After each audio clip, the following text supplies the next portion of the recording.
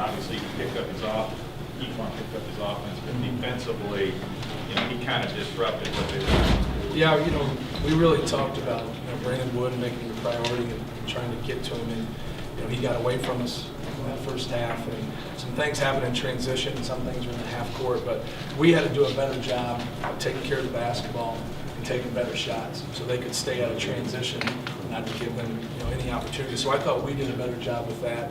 But each one did a good job on him. He got the best of him in the first half, and each one got the best of him in the second half, and I think that was kind of the difference of not letting him get going. But they have a good team, and I thought it'd have been a different position if they could have made the free throws in that one stretch in the first half. They were 0 for 4 in the first half, and we were very fortunate. The other thing, Matt, you got 16 points again, and they played good defense. Bird and Smith, you needed with John out and some of the injury problems you had. The two of them are 6 for 10, including 4 for 5 from 3. Let's talk about what those two guys gave you off the bench. Well, obviously when someone's going to double Juwan and be consistent with it, I thought they did a good job with it. And we didn't do a very good job of handling it.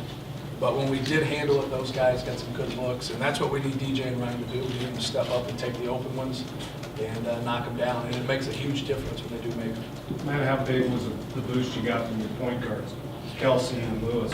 Well, Lewis and Kelsey did a good job.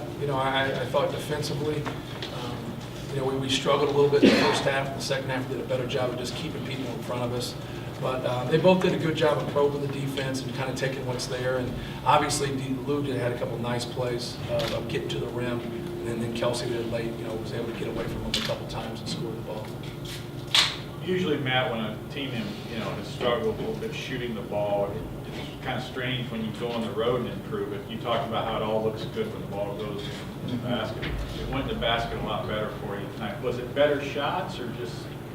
Well, sometimes it's out of rotation. We did a better job of handling the double. It was better. When we were patient offensively, you're going to manufacture a better shot, I think.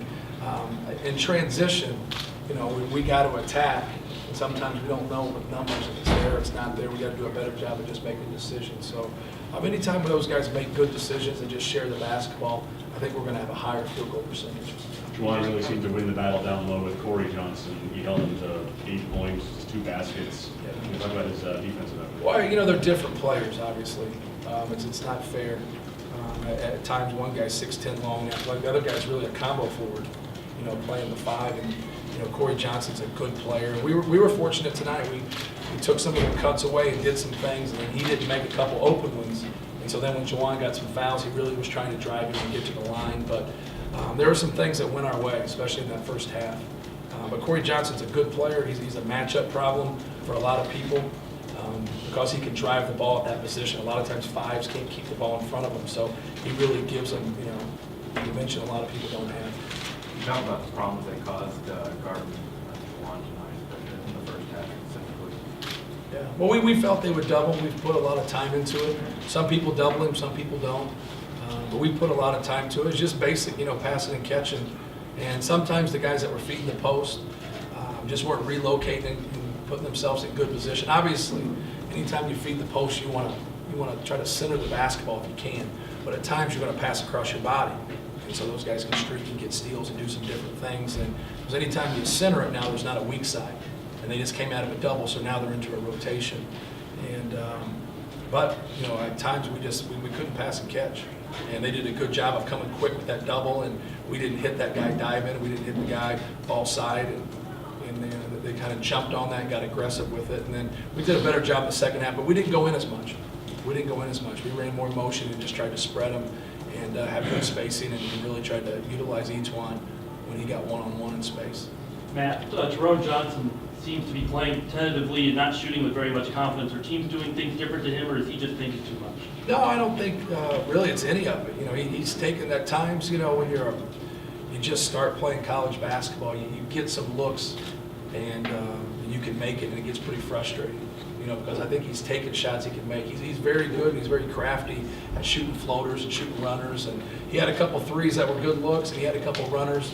I think a couple times he probably should have kicked out on him. The one thing I want him to do is really just hang his hat on his defense and being accountable on the defensive end.